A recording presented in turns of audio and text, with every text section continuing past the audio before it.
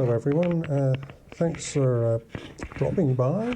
I'm going to try a first for me. I'm going to try a live patch, and I'm relatively new to this type of modular. I've had modular in the past of different forms, but this is more the pure modular old school stuff here, and then obviously we've got the semi-modular. Before I start though, just trying a new filming technique. If I move this camera around, you can see this ridiculous GoPro chesty microphone on. The idea being that sort of you've got more of a sort of my eye view of what's going on as I'm doing things, and hopefully my fingers don't get in the way. The problem with these side cameras is that when you do this, you get your hands in the way and things. So, and an over-the-top camera gives slightly distorted perspective. So let's see how this goes. Just a quick intro to this basic setup. We've got two semi-modular synths here, 2 oscillator Neutron and a 3 oscillator Model D. So they provide a lot of the sound sources.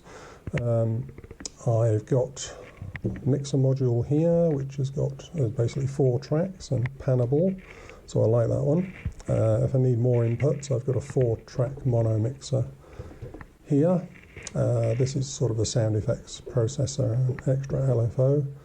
Of course, we've got a couple of Volcas up here, Volca kick and Volca modular.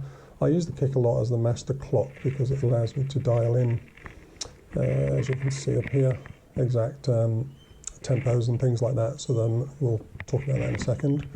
Effects unit, primarily, although I can use the tones in here as well, is this MTS1, which is great reverb and delay. But the meat of what I'm showing you today in this sort of ambient random CV type piece is 2 random noise sample and hold modules here from Doepfer. They're identical, just different colors. I've got 2 clock multipliers, dividers and multipliers, sorry, so they allow me to take a clock in and have multiples up and down from 0, so 10 times the speed and 10 times divided by the speed, so super slow. So there's actually 2 clocks in each one of these, so I've got 4 clocks in total. I've got a CV input for each clock, which allows me to control the tempo based on the CV, and we'll talk about that in a second. So the output from this side is obviously unquantized, and by unquantized I mean it's not in pitch. So that's why I need these 2 little devices here. One of them, this TipTop quantizer. So this takes a raw CV in, note CV, which is sort of fluctuating up and down, and then turns it into a very precise scale, our Western type scales.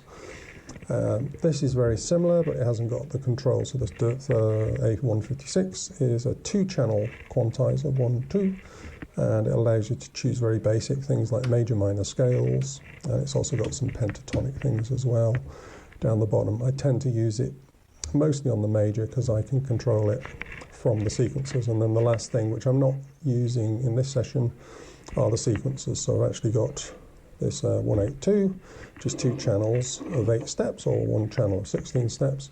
Then I've got the infamous, just tilt it up a bit, infamous sequential controller 960, which is 8 steps, 16 steps or 24 steps, or 3 rows of 8 steps. So you can actually have 3, if you like, 3-note polyphony coming out of here. You can have a chord on each step if you wanted.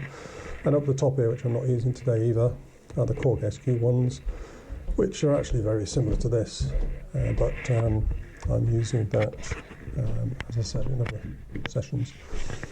So the thrust of this piece is, I'll talk it through before I start patching, is I'm going to use the random CV out on the sample and hold, which is clock. So every time it gets a clock in, it sends out a note, and that note then is passed to the sound modules. And the amount of random CV is controlled by this knob, and how fast it changes on top of the clock is that one.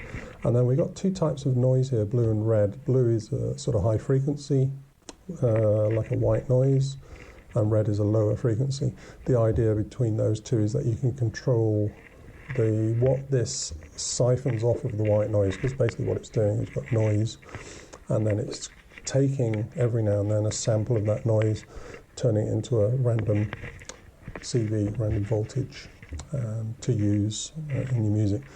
The clocks, like I said, are generally they have a CV in, so I can take, for example, a random voltage separate from the sample and hold one, which is like a step bass random, so it's precise. This random is sort of up and down. I can send that into the clocks to change them. So we'll do some basic patching. The idea of this as well, musically, is to get something that's slowish, that has potentially 3 oscillators, one from the Model D, and then 2 separate ones on the Neutron, all being channeled separately, hopefully in tune, using an A minor scale. I actually patch that in now, so it's set to A minor. I can choose the notes I want or don't want. So C, E, F, G, A. I took the G out there, so it's just A, F, E, and C. I can change that as we go along, and likewise with that. So let's start the patching. The first thing to do is just get a basic master clock. So I'm going to use the auto kick. So sync out of there into one of the clocks in. So that's the master clock. And you can see it's now ticking over at 59, I think, 59 beats BPM. Then the clock out from that one, because I'm going to use clocks for different things, I'm actually going to put them through this thing. I'm going to take clock 1 out there and put it into this multiple. A multiple is just basically 1 in, several out. So you can see I've got 1, 2, 3 out there I can take for that channel 1 clock. The channel 2 clock, same thing. Just patch that in. Again, channel 2 clock. I may not even be using this second clock because there's 2 here already, into the other multiple. And hopefully you can see that on this camera. So there's 2 sets of multiples there. So that's effectively a gate. So I'm going to use that to trigger the CVs. So let's get some CVs going. As I said, the CVs need some tuning. So the CV from this sample and hold random module is that one. I'm going to take that into this quantizer and pitch it, and then out from the quantizer into the Model D CV in, which is over here. So that'll give us some notes. So I'll just check we've got some audio. Yeah, that's just the tuner built into the Model D. Just checking that we can hear things. So you won't hear anything yet because that's not gated. And the sample and the hold module will only run once it's got a clock in. But we'll go through that in a second. So let's just carry on with the basic thing here. So I'm going to send the same clock pulse to the sample and hold as I do to the Model D. So I'm going to get a little smaller lead for this. So I'm going to go, where are we? Yeah, sample and hold. Slightly bigger lead. Sample and hold from the clock out multiple into the clock of the random sample and hold there, which then goes out to the Model D. So that should be triggering. You can see the little red light coming on and off. Now to actually hear it, you just need a gate into the Model D, because basically every sound module needs CV information for pitch and a gate information for starting and stopping that pitch. So we're just going to put a couple of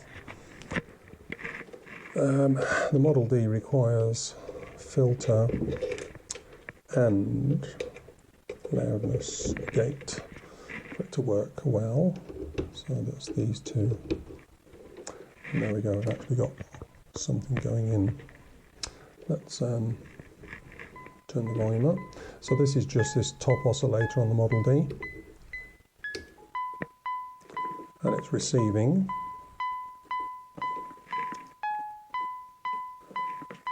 a fixed, just changing the parameters here. I'm also going to change the range of this so that we get more of a note range. So there you can see we got random CV coming into the TipTop, and it's playing this sort of A minor bass. I can change some of the notes, so this is just A, C, E, A minor triad. Let's add in the G, change the octave, and that's quite fast because we are going at a fast tempo. If I slow the master clock down to say somewhere like 26 or something, then it'll trigger much less. But what I'm going to do is, because that's a constant pulse, and by the way, I'll be duplicating this in a minute for the Neutron as well. Because it's a constant pulse, it's a bit boring. So we're going to use the random CV out of an extra output on this module, which is a great module, you can see I'm using it a lot, into the clock CV, and that's happened there. And what this is doing is it's sending a random pulse, a random voltage, into this, and because this is on divide, this little switch here that does divide or multiply, it's basically randomly going from like a 0 clock, which is the same as this, up to anything above that. So it might be half a speed, quarter the speed between each pulse, and it then gives you that randomness. If I increase the overall master tempo, it means you're going to get slightly more pulses. Okay, so that's one sound. We'd sort of, I'll duplicate that again from the Neutron in a second, but we'd sort of decorate the sound a bit, because that's a really basic one. To get this ambient feel, I'm going for this slow attack and quite a long release. Also through the NTS, I'm going to add in some space reverb to really give it some room to breathe in. So that's sounding better already. A little bit of delay, ping pong. This is to sort of stereoize it. Make it quite long. On the master mixer here, I've got the Model D panned to one side. I'm going to have the Neutron on the other. So that's one sound going. I'll lay that quietly in the background and do exactly the same process now using this single clock, but this time another noise random module, this black one, which is the same as that one, using the same principles. So we're going to go out of this quantizer, which is a different one, into the CV of one oscillator on the Neutron. You can see there's two inputs there, so I'll just do the right one for the moment. We'll see if we can get the other side going with something else. And then the CV in on here from the sample and hold of that random noise gate. Clockwise, remember we've got a second clock here, which is going to be set up as the same as the previous one, but they're all going at different rates, so that'll give it that ambience-ness, if that's a word. I'll just check the camera going. Disaster. Chest cam isn't actually moving. So this second clock is going into this other multiple, so I'm going to use the output of that, one of the outputs, to trigger the sample and hold clock of this random CV module here, and you can see it's moving already. Then of course we just need the gate, so that's why we've got this multiple. So another output from that is going to go into the Neutron gate, and if I turn it up, as soon as I put it in, we should hear something. Yeah, I'll just turn down the Model D. So now we've just got the Neutron. And again, you can see it's quite a constant pulse. It's going through this quantized module, and I can control the sort of range of the pitch because I haven't got any scale control over this really. I can control the range by choosing the mix of the white noise. So if I do more blue noise, it'll be higher, a sort of higher random range. If I do more of the red noise, it'll be more of a lower random range. If you do a mix of the two, it's somewhere in the middle. Okay, so that's a constant pulse. So the last thing we need to do, and the fun, easy bit, is to take the other random CV, which is more of a slopey random CV, into the second clock CV input. That now gives us a much slower, you see the clock ticking here, much slower range. I'll turn the reverb down a touch. And you can see it's pitched quite low, so I'm going to introduce a bit more of the blue noise so we get more higher pitch, because this Neutron is on the highest pitch setting here on the input. That's too high. We'll find a nice balance out. Actually, when you're performing, and when I play the piece more fully in a second, with a bit more patching, and I stop talking, you'll see me adjusting the mix of these coloured noises.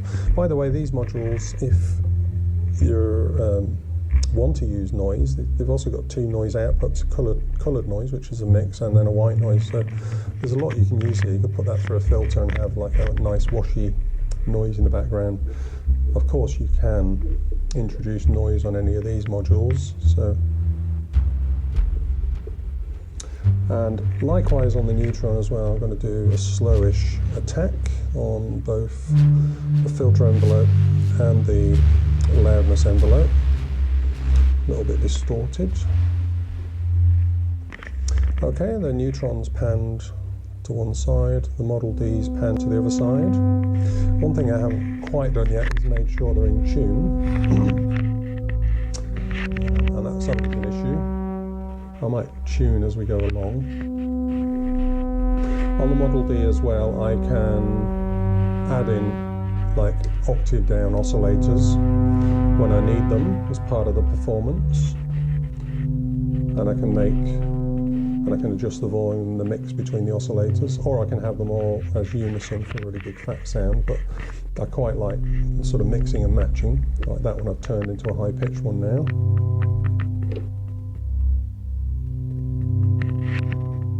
So I can hear the Model D's not being as varied as I'd like, so I can introduce more random CV here, add a bit more of the coloured noise into the mix to make it, give it a bit of a kick. Likewise, the Neutron's a wee bit low.